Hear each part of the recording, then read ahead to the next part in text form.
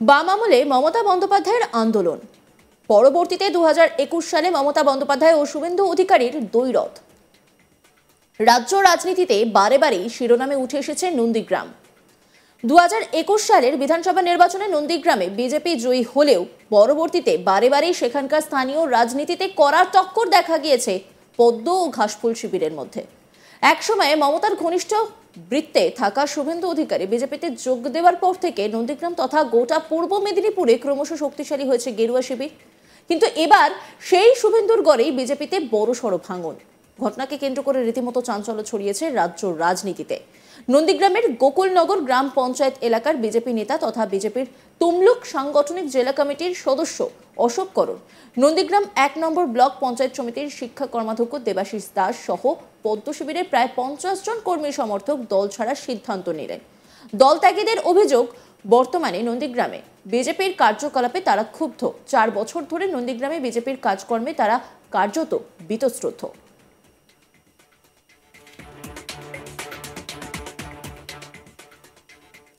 দলত্যাগী BJP নেতা অশোক করণ তিনি কি বলেছেন শোনাব আপনাদের। আমরা আজকে সকালে উপস্থিত হয়েছি, উদ্দেশ্য আমাদের একটাই, আমরা যে চিন্তাভাবনা নিয়ে 2020 সালে শুভেন্দুবাবুর অনুগামী হিসেবে শুভেন্দুবাবুর হাত ধরে ভারতীয় জনতা পার্টিতে এসেছিলাম, আসার পরে জয়েন্ট মেলার থেকে শুরু করে বিগত দিন পর্যন্ত এই দলের মধ্যে যে আচার আচরণ, সেটা আমাদের কাছে খুব যন্ত্রণার এবং বেদনার ছিল। আমরা দলের ঊর্ধ্বতন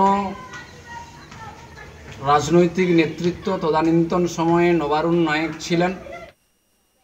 আর এক দলত্যাগী বিজেপি নেতা দেবাশিস দাস তিনি কি বলছেন শোনাব আপনাদের। মূলত শুভেন্দুবাবুর আহ্বানে 2020 সালের ডিসেম্বর মাসে আমরা ভারতীয় জনতা পার্টিতে এলাম, কিন্তু প্রথম মুহূর্তের যে অভিজ্ঞতা হয়েছে নন্দীগ্রাম স্টেট ব্যাংকের বিপরীত পার্শ্বের মাঠে, আমার রাজনৈতিক জীবনে কখনো ওই কাণ্ড দেখিনি। কর্মী সমর্থকদের যে উন্মত্ত আচরণ, তা আমরা বলেছিলাম তৎকালীন নেতৃত্ব মেঘনাথবাবু শুভেন্দুবাবুদের, ওনারা বলেছিলেন যে সময় অনুযায়ী ঠিক হয়ে যাবে।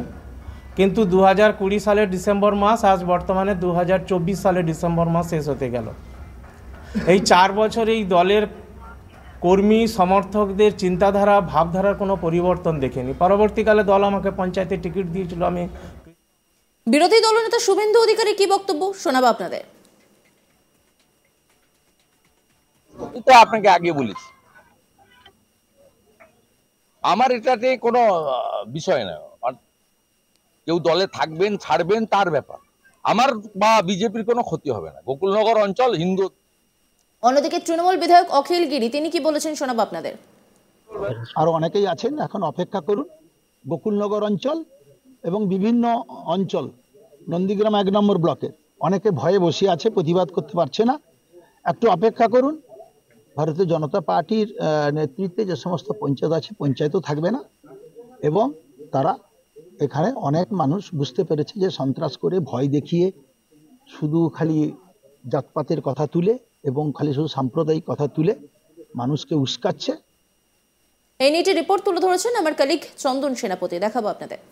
2007 সালে জমি আন্দোলনের পর থেকে নন্দীগ্রামের মানুষ বারবার রাজ্য রাজনীতির ইতিহাসে বিরোধীদের হাতকে শক্তপোক্ত করেছেন। কারণ নন্দীগ্রামে জমি আন্দোলনের পরেই আমরা দেখেছি 2011 বিধানসভা ভোট, সেখানে তৎকালীন ক্ষমতায় থাকা রাজ্যের শাসক দল সিপিআইএম সরকারকে হাঁটিয়ে তৎকালীন বিরোধী শিবির তৃণমূল কংগ্রেসের হাতকে শক্তপোক্ত করেছিল এবং তাদেরকে ক্ষমতায় আনতে একটি গুরুত্বপূর্ণ ভূমিকা পালন করেছিল নন্দীগ্রামের মানুষ। ঠিক তেমনটাই 2021 সালেও আমরা দেখেছি যে নন্দীগ্রামের মানুষ তারা রাজ্যের বিরোধী শিবিরে থাকা বিজেপির হাতকে শক্তপোক্ত করেছিল। কারণ 2021 সালে বর্তমান মুখ্যমন্ত্রী মমতা বন্দ্যোপাধ্যায়কে হারিয়ে রাজ্যের বিরোধী শিবির বিজেপির হাতকে শক্তপোক্ত করে সেখানের বিধায়ক হিসাবে জিতিয়েছিল বর্তমান রাজ্যের বিরোধী দলনেতা শুভেন্দু অধিকারীকে। বারবার নন্দীগ্রামের মানুষ যেখানে রাজ্যের ইতিহাসে বিরোধী দলের হাতকে শক্তপোক্ত করেছে, সেখানে কিন্তু একটা জোরালো চর্চা শুরু হয়েছে সদ্য একটি ঘটনা নিয়ে। ঘটনা সূত্রে যেটা জানা যাচ্ছে যে নন্দীগ্রাম গোকুলনগর গ্রাম পঞ্চায়েতের প্রায় 50 জন বিরোধী দল বিজেপির কর্মী সমর্থক তারা দল ত্যাগের সিদ্ধান্ত নিয়েছেন। এখানেই প্রশ্ন হচ্ছে যে 2007 সালের পর থেকে বারবারই রাজ্যের ইতিহাসে বিরোধীদের হাতকে শক্ত করা বা শক্তপোক্ত করা নন্দীগ্রামের মানুষ তারা কেন বিরোধী দল ছেড়ে তারা দল ত্যাগের সিদ্ধান্ত নিয়েছেন, এটা নিয়ে কিন্তু রাজনৈতিক মহলে একটা জোরালো প্রশ্ন শুরু হয়েছে।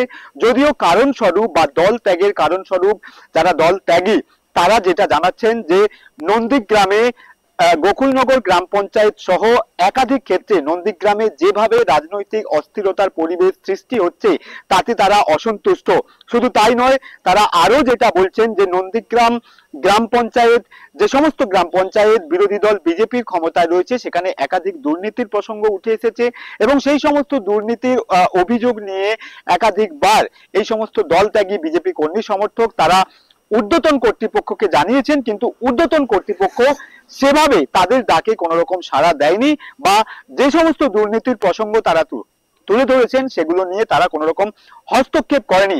সেই কারণেই কার্যত বিজেপির কার্যকলাপে তারা রুষ্ট হয়েছেন এবং দল ত্যাগের সিদ্ধান্ত নিয়েছেন।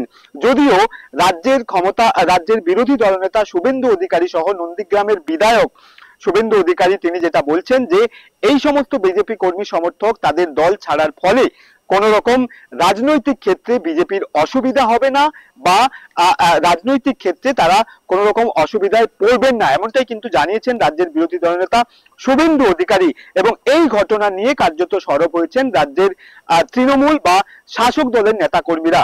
রাজ্যের প্রাক্তন মন্ত্রী অখিল গিরি তিনি যেটা বলছেন যে নন্দীগ্রামের বুকে বর্তমানে উন্নয়ন কার্যত থমকে রয়েছে। তিনি বিরোধী দলনেতা শুভেন্দু অধিকারীর প্রসঙ্গ টেনে বলছেন যে শুভেন্দু অধিকারী তৃণমূলে থাকাকালীন নন্দীগ্রামের মানুষের জন্য একাধিক উন্নয়ন করেছেন, কিন্তু তিনি জবে থেকে তৃণমূল ছেড়ে বিজেপিতে যোগদান করেছেন ঠিক সেই সময় থেকে কিন্তু নন্দীগ্রামের উন্নয়ন থমকে রয়েছেন। কার্যত অখিল গিরি যেটা বলছেন যে নন্দীগ্রামের মানুষ বুঝে গিয়েছেন যে বিরোধী দল বা বিজেপি করার ক্ষেত্রে তারা কোন রকম ভাবে লাভ পাচ্ছেন না, সেই কারণেই তারা দল ছাড়ার সিদ্ধান্ত নিয়েছেন এবং হুমকির সুরে তিনি বিরোধী দল নেতাকে বলছেন যে তিনি যেভাবে রাজনীতি করছেন নন্দীগ্রাম সহ রাজ্যের বুকে এর পরিণাম কিন্তু ভবিষ্যতে একটা খারাপ জায়গায় পৌঁছতে পারে, এমনটাই কিন্তু দাবি করছেন প্রাক্তন মন্ত্রী অখিল গিরি। এখন দেখার যে বিরোধী দলের হাতকে বারবারই শক্তপোক্ত করা নন্দীগ্রামের মানুষ তারা কেন বিরোধী দল ছাড়ছেন, তারা কি বিরোধী দল ছেড়ে শাসক দলে নাম লেখাবেন? যদিও এই বিষয়ে সুস্পষ্ট কোনো মন্তব্য রাখতে চায়নি যারা দল ছাড়ার সিদ্ধান্ত নিয়েছেন। এখন দেখার যে এই সমস্ত নন্দীগ্রামের রাজনীতি বা বিরোধী দলে থাকা রাজনীতিবিদ তারা কোনোভাবেই রাজ্যের শাসক দলের হাত কি শক্তপোক্ত করবে নাকি পুনরায় তারা বিরোধী দল বিজেপিতেই ফিরে আসবেন, সেটা কিন্তু সময়ের অপেক্ষা। অন্যান্য খবরের আপডেটের জন্য অবশ্যই নজর রাখুন আজ তাক বাংলার ইউটিউব স্ট্রিমিং এ। লাইক, কমেন্ট, শেয়ার এবং সাবস্ক্রাইব করতে ভুলবেন না।